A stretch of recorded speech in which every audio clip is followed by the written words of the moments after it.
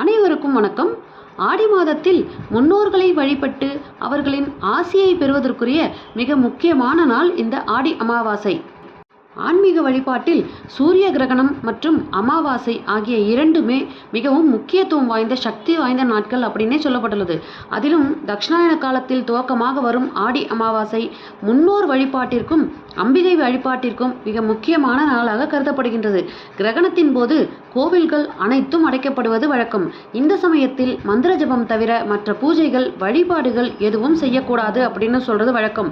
இதனால் சூரிய கிரகணம் மற்றும் ஆடி அமாவாசை இரண்டும் இணைந்து வரும் நாளில் முன்னோர்களுக்கு தர்ப்பணம் கொடுக்கலாமா கூடாதா, இந்த நாளில் என்னவெல்லாம் செய்யலாம், எவற்றையெல்லாம் தவிர்க்க வேண்டும் அப்படிங்கிறத பற்றினதான் இந்த பதிவு. வாங்க பதிவுக்குள்ள போலாம்.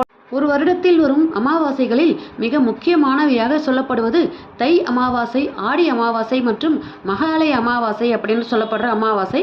மற்ற மாதங்களில் வரும் அமாவாசைகளில் முன்னோர்களுக்கு தர்ப்பணம் கொடுத்து பித்ருக்கடன் நிறைவேற்ற முடியவில்லை என்றாலும் இந்த 3 அமாவாசைகளை தவறவிடாமல் அவசியம் தர்ப்பணம் கொடுத்து முன்னோர் வழிபாட்டினை செய்ய வேண்டும்.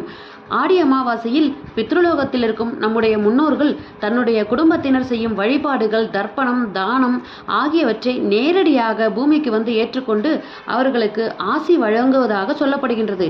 இதனால் ஆடி அமாவாசை பித்ருதோஷம் உள்ளிட்ட மிக கடுமையான துன்பங்களிலிருந்து விடுபடுவதற்கு ஏற்ற நாளாக கருதப்படுகின்றது.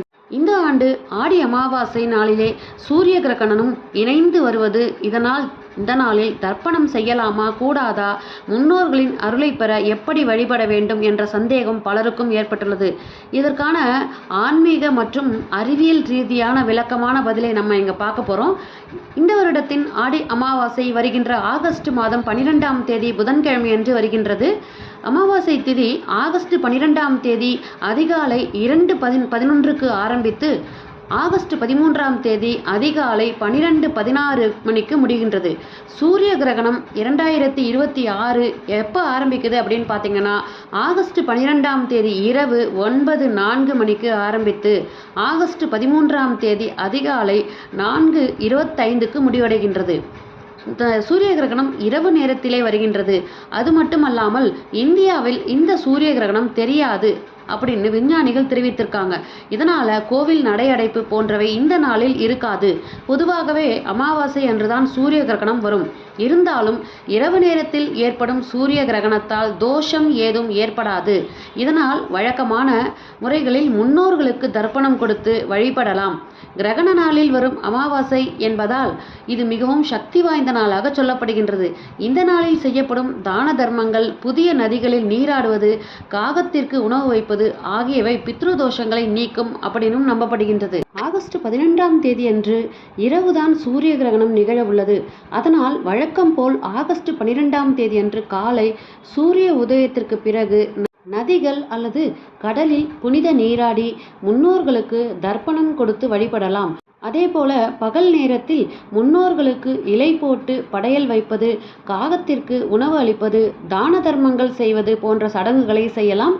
அதையெல்லாம் எந்த நேரத்தில் செய்யணும் அப்படிங்கிறத பற்றியும் நான் இப்போ உங்களுக்கு சொல்ல போகிறேன். ஆகஸ்ட் 12ஆம் தேதி புதன்கிழமை பார்த்தீங்க அப்படின்னா ராகு காலம் உங்களுக்கு 12:01 மணிக்கு இருக்குது. அதுக்கப்புறம் யமகண்டம் பார்த்தீங்கன்னா காலையில் 7:30 மணியிலிருந்து 9 மணி வரைக்கும் யமகண்டம் இருக்கின்றது. குளிகை 10:30 மணியிலிருந்து 12 மணி வரைக்கும் இருக்கின்றது. இந்த மாதிரி நேரத்தில் நீங்கள் காலையில் சூரிய உதயத்திற்கு பிறகு 6:30 மணி முதல் 7:25க்குள்ளாக நீங்கள் வந்து தர்ப்பணம் கொடுப்பவர்கள் செய்யலாம். அதை தவிர்த்து அடுத்த நேரம் அப்படின்னு பார்த்தீங்கன்னா காலையில் 9:15 மணியிலிருந்து 10:15 மணி வரையிலும் நல்ல நேரமாக இருக்கின்றது. இந்த நேரத்திலும் தர்ப்பணம் செய்யலாம். மற்றும் படையல் போடும் பழக்கம் இருக்கிறவங்க அன்றைய தினம் 1:30 மணிக்கு பிறகு 2 மணிக்குள்ளாக நீங்கள் வந்து படையல் போட்டு நீங்கள் வந்து முடிச்சிடணும். அதனால் இவ்வளவு சிறப்புகள் மிக்க இந்த ஆடி அமாவாசையை யாருமே தவற விடாதீங்க. உங்களுடைய முன்னோர்களுக்கு செய்ய வேண்டிய கடமையை நீங்கள் கட்டாயம் செய்யுங்க. சூரிய கிரகணத்திற்காக நீங்கள் வந்து பார்க்காதீங்க. சூரிய கிரகணம் நம்ம இந்தியாவில் இங்கே தெரியாது. ஸோ கண்டிப்பாக முன்னோர்களுடைய வழிபாட்டை மேற்கொள்ளுங்க. மீண்டும் அடுத்த பதிவில் சந்திக்கிறேன். நன்றி.